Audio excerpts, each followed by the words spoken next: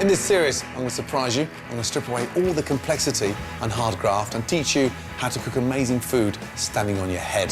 That is amazing, incredibly tender. From the kitchen novice to the budding chef, I'm going to give you the confidence, the recipes and the insider knowledge to make you a much better cook. And that makes the fish cake nice and fragrant. I've been cooking in professional kitchens for over 25 years. Make sure those blades are taken out of the claw as well. I've been taught by some of the best chefs in the world, and in turn, I've taught some of the best. Taste it as well. Every day it changes. Now, I'm going to show you some simple and accessible recipes for fantastic food that you can easily cook at home. Incredible. I'll be holding you by the hand. It's getting tastier and tastier. Teaching you everything from how to cook with chili and spice to baking, real fast food, and my ultimate feast recipes. This is the only cookery course you'll ever need. Welcome to my ultimate cookery course. Packed with cooking tips, information, and 100 recipes to stake your life on. Right now, it's all about making it easy. Making it easy for yourself in the kitchen means using the time you have effectively. And the one thing that can really help you do that is your freezer. My recipe for meatballs is so versatile, it can be used to make a dozen amazing dishes. One of my favourites is meatballs in fragrant coconut broth. Having a freezer of home-cooked, delicious food ready to go can be a real lifesaver. It means you never have to compromise on flavour. These meatballs are delicious, but more importantly, they freeze so well. First off, get your pan on and start sweating off your onions and your garlic. This recipe involves making the meatballs in a classic way, but the exciting part is actually cook them in coconut milk. And it gives a really nice new dimension to a sort of soft, rich, sumptuous meatball. Chop the onion nice and finely, keeping those slices very close together. Closer the slices, the finer the onion. Pat it back down at an angle, slice down, and just chop. I want the onions nice and fine because I want some finesse to these meatballs. And the secret of a really good meatball is the texture, getting that balance right between the minced beef, the breadcrumbs, the milk, and the seasoning. A couple of cloves of garlic. Slice the garlic really nice and thinly. Nice. Pan, nice and hot, and a tablespoon of olive oil. Quite generous with the olive oil. Onions and garlic in. A little touch of salt and pepper. With your mince, open it up a little bit and sort of pat it out. Salt and pepper. For me, a good meatball is all about the softness, the texture of that rich beef and the way it sort of melts in your mouth. You can colour it on the outside, but you want it nice and soft and sort of rich in the centre. Mix that in beautifully and then paste it back out again. I've got some really nice dried chilli flakes. I'm going to season the onions with the chilli flakes. Chilli flakes in. Cook that out for 2 minutes. I'm going to add some milk. Take your breadcrumbs, make a little well, 3 or 4 tablespoons of milk. That makes a sort of nice, slightly doughy texture, but it lightens the texture of the meatball. Place that in. Add your onions, your garlic, and your chilli in there as well. Nice. Get your hands in there and start mixing them. If you've got the right amount of milk and breadcrumbs, it doesn't need binding with an egg. Don't make them too small. The problem with making them too small is the fact that they dry out quickly. Just the size of a golf ball. A little bit bigger. Nice. Give them a really nice tight squeeze.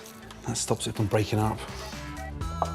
It always pays to double the recipe and spend a bit more time making extra meatballs so you can freeze a batch ready for another time. Give the pan a little wipe out. Don't wash out that pan. We've got that flavour from the onions and the garlic at the bottom. Get that pan nice and hot. A touch of olive oil in there. Place them at the top of your pan. Nice and gently sit them in the oil. Get a palette knife and go underneath them and just sort of tilt the pan and let the pan cook the back of the meatball. We're going to add some heat. Coriander seeds, slightly spicy and peppery, just to give a really nice flavour to the coconut milk. In. Next, some cardamom seeds. 3 or 4 onto the board, knife on, in. A little touch of turmeric into the centre of the pan. That's going to give it a really nice spicy flavour. A little pinch of cinnamon. All the time you're doing this, those meatballs are just getting tastier and tastier. A couple of dried chilies, let them infuse in that oil. And then some lemongrass. Just take the back of your knife and sort of beat it down. That starts to release all that lovely sort of fragrance. It's like someone's just let off the most amazing fragrant air freshener. In with the lemongrass. And finally, some fresh ginger. Just peel and slice, nice and thinly. Time now to turn them over and let the other half for a wonderful flavour.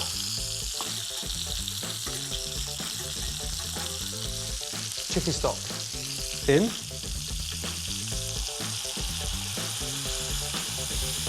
Bring the stock up to the boil, turn the gas up, and then add the coconut milk. And I want the coconut milk just sitting underneath the top of the meatball. Coconut milk in, and that sort of gives it that creamy richness, but it's not heavy. It's a fragrant, light richness. Before we start simmering, check the seasoning. That nice, soft texture of the meatball, but that fragrant, light richness of the coconut broth. It's just gonna cook those meatballs perfectly. Bring the broth up to the boil, then simmer gently for 8 to 10 minutes.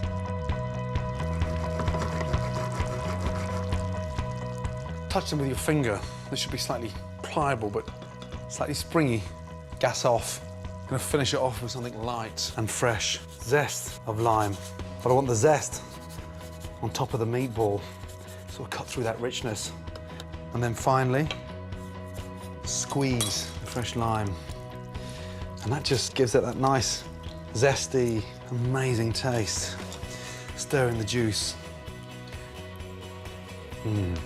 It's got that kick and that vibrant taste. Now, the exciting part. When you come to serve it, be generous with that coconut broth. Tilt the pan. Get a good couple of ladles of the broth in. Meatballs. And that is a very delicious way of eating a old-fashioned meatball and bringing it into the 21st century. And they're just as good cooked from frozen as well.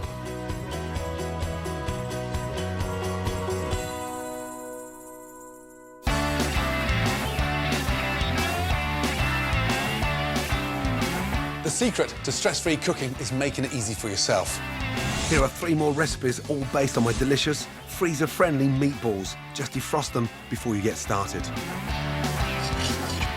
First up, beef meatballs with orecchiette, kale and pine nuts.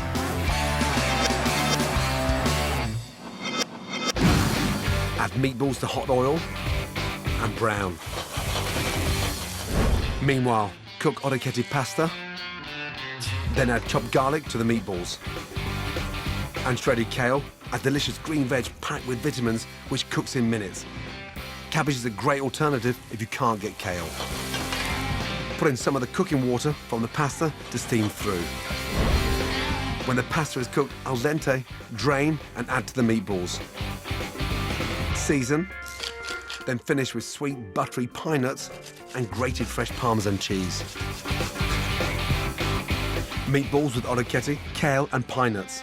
From meatballs to meal in minutes.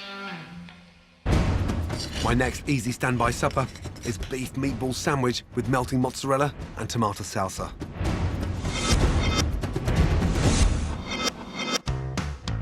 Top a lightly toasted roll with pan-fried meatballs. Then tear off chunks of creamy buffalo mozzarella, pile it on and melt it under the grill. For the tangy salsa, slice sweet red onion, then add juicy diced tomatoes and roughly chopped fresh coriander. Season and drizzle with olive oil. Spoon over. Perfect in a flash. beef meatball sandwich with melting mozzarella and a tomato salsa, a sandwich to die for.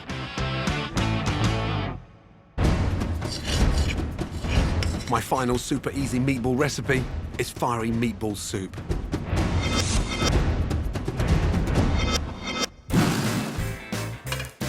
Fry chopped onion and finely sliced garlic in hot olive oil.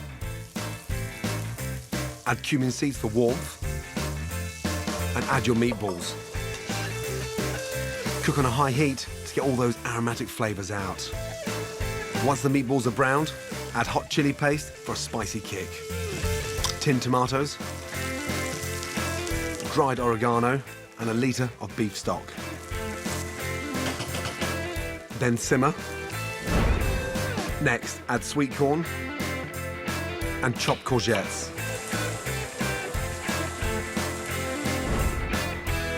To finish, add hot jalapeno peppers, chopped fresh coriander and crushed tortilla chips. A one-pot meatball wonder that really packs a punch. Fiery meatball soup. One versatile meatball recipe, 4 deliciously different dishes, food that's certain to make your life in the kitchen easier and stress-free. Amazing. Whether you're making great food to freeze or to take straight to the table, you need to know how to shop for the best ingredients. Next up, my shopping guide to oils.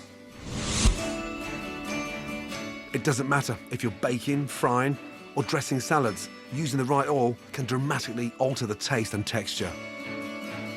Here are the most common oils and what to use them for. Sunflower oil is a good value all-rounder, nice and light for frying, baking, in dressings and spicy dishes. Groundnut or peanut oil is great for cooking on high heat as it gets really hot without burning. Sesame oil, a flavoursome, sweet and nutty oil, perfect sprinkled over Asian dishes before serving. Rapeseed oil is a healthier choice for using in salads. I love walnut oil. Fantastically fragrant, is brilliant for salad dressings and it gives cakes a distinctive flavour. But the oil I use most in my cooking is olive oil. To find some of the best olive oils sold in Britain, you have to go to one of the most unlikely places. An electrical shop in London's East End. Turkish-born Mehmet Murat has olive oil in his blood. My family's produced this olive oil for centuries. What he doesn't know about it isn't worth knowing. The very best extra virgin olive oil is first cold pressed. It's actually pressed by stone and then it's put through a centrifugal spinner which spins out all the bitter waters, and then you've got just pure olive oil, cold pressed olive oil, and you've got to taste it to believe it. Pour a little sample, slurp it, draw it in without, don't swallow it, warm it in your mouth, coat the whole of the inside of your mouth with it, and then swallow. It will go down like fruit juice and it will leave no greasiness or oiliness in your mouth whatsoever. Absolutely sensational. Beautiful. My favourite use of any olive oils is to pour it into a bowl, room temperature, rub some wild oregano into it and get some fresh crusty bread and just dip it. It's food on its own. Don't need anything else. Coming up on my guide to making it easy. More simple but dependable tips. Give that butter a little whisk. Sort of makes the mixture a little bit lighter, slightly fluffy. My take on the ultimate baking must-haves. These 3 items are so cheap, yet they are so important to great home cooking. And a mouth-watering variation of the classic brownie. Once it's cooled down, take it out and start slicing. Welcome back to my ultimate cookery course. Next, on my guide to making it easy, I'll be creating a sweet treat to drool over. I want the chocolate like little matchsticks dotted around. But first, my quick guide to the basic kit you need to get cooking fantastic food. You don't need to spend a fortune on masses of kitchen equipment. Here are 3 more kitchen essentials. Whisk, spoon and spatula. These 3 items are so cheap, yet they are so important to great home cooking. A whisk. There's so much more control when you've got something whisking in your hand. You can gauge it so much better than you can if it's on an electric mixer. The bigger the balloon on your hand whisk, the faster it will whip as it draws in more air. Wooden spoons don't scratch pans and should be washed by hand. Spatulas are indispensable for baking or mixing. Make sure it's heat resistant so it doesn't melt. But more importantly, phenomenal for making omelettes, great with scrambled eggs, and you waste nothing because the spatula almost cleans the bowl instantly. With these three, you'll be well on your way to cooking like a pro. And you'll need all three for my next recipe.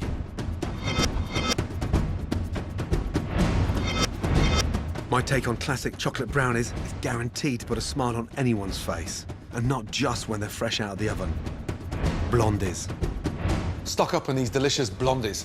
They'll keep for up to a week, and it's a great way of getting ahead if you're expecting guests round. First off, melt the butter for the mixture.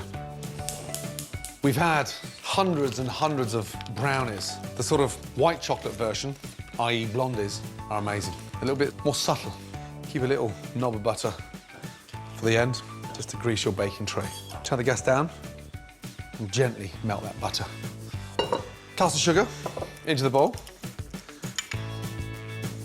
Just give that butter a little whisk. It sort of makes the mixture a little bit lighter, slightly fluffy. Off with the gas. A pinch of salt in the sugar. Then make a little well in the middle and sort of whisk. You can see it's already gone nice and blonde. Love it. Give that a really good mix. And the secret with the butter being slightly warm, sort of, it melts the sugar. Get nice and smooth. Lovely. A teaspoon of vanilla extract in. Next, lightly whisk in 2 whole eggs. Just give them a little beat. This is such a delicious recipe, yet so simple. Whisk in the eggs, looking for that nice, sort of rich, textured, smooth paste. You can see why we call these blondies. Beautiful. Next, a teaspoon of baking powder. Baking powder in. Then half a teaspoon of baking soda. That aerates the mixture and gives it that little tartness. You'll see this sort of rise instantly the minute they hit the oven. And then your flour. Whisk with one hand and just slowly add half the flour first. Get that all mixed up. Make sure that mixture is really nice and smooth. Check it occasionally. No lumps. Half the flour in and then the other half in. You'll feel it sort of almost go nice and firm. And that's why it's so important to add the flour in stages. It stops the mixture going lumpy. It should be just dropping off the whisk.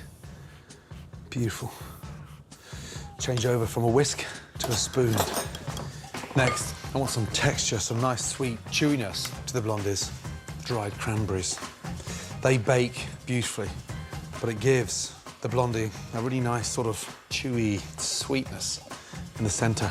Next, my white chocolate. I'm not going to grate it, I'm going to chop it up. Just slice it like little bits of shrapnel. I want the chocolate like little matchsticks dotted around. Now, chocolate in. Lovely. Fold that in. I want a nice, even distribution of those wonderful dried cranberries. Don't over-mix it. I don't want to break up that chocolate. A nice, even mix of cranberries and chocolate. You can see the chocolate. There'll be parts of the chocolate in the oven that will actually melt. There'll be like little pools of white melted chocolate in the centre. Now, baking tray. Small little knob of butter. I'm going to grease the baking tray and line it with some greaseproof paper and just overextend it. Shiny side out, dull side hits the bottom of the tray. In.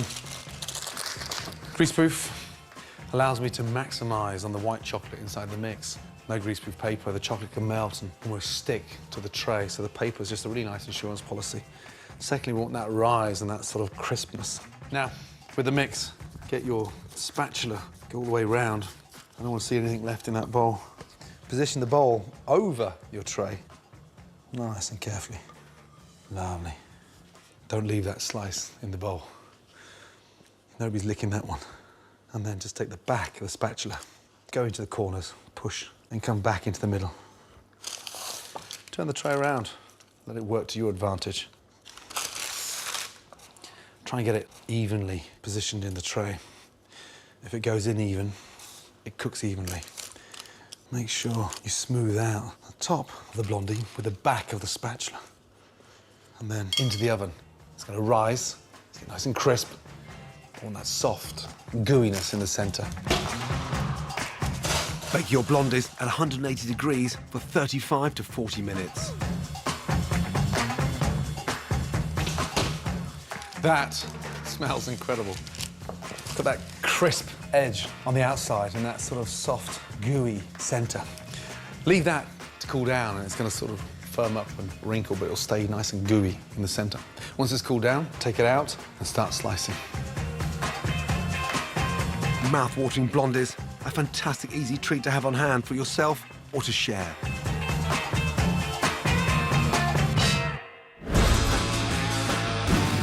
Next, my tricks of the trade and kitchen tips. To make your life easier, make sure you make the most of your freezer. My tip for amazing tuna carpaccio is to freeze it first, and it will slice beautifully. It's wise to save leftover wine for cooking. My tip is to freeze the remaining wine in freezer bags or ice cube trays. It's great in stocks and sauces. When you freeze soups or stews in tubs, the tip is not to overfill them. Leave room to expand in the container. A great tip for a cheap homemade ice cream: buy a high-quality vanilla ice cream and make it your own by mixing in berries, chocolate, or my favourite, rum and boozy raisins. A fantastic tip for leftover lemons and limes is to cut them into wedges, freeze and use them like ice cubes. They won't water down your drink and they'll also add flavour.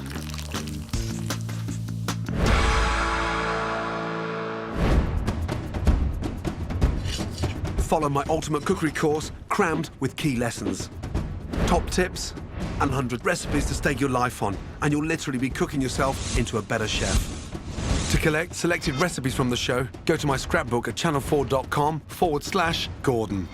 Go on, get cooking. Next time, my ultimate guide to real fast food. More great cooking tips. Everyone always cuts around. Just tilt it upwards, straight through. How to bag the best balsamics. You can afford it, it's worth it. And more incredible recipes to stake your life on. I'll take that over a hamburger any day. Well, next time you're under the weather, reach for food. A brand new run for the Food Hospital tonight at 8. Come down next on 4. You'll need your spurs and boots.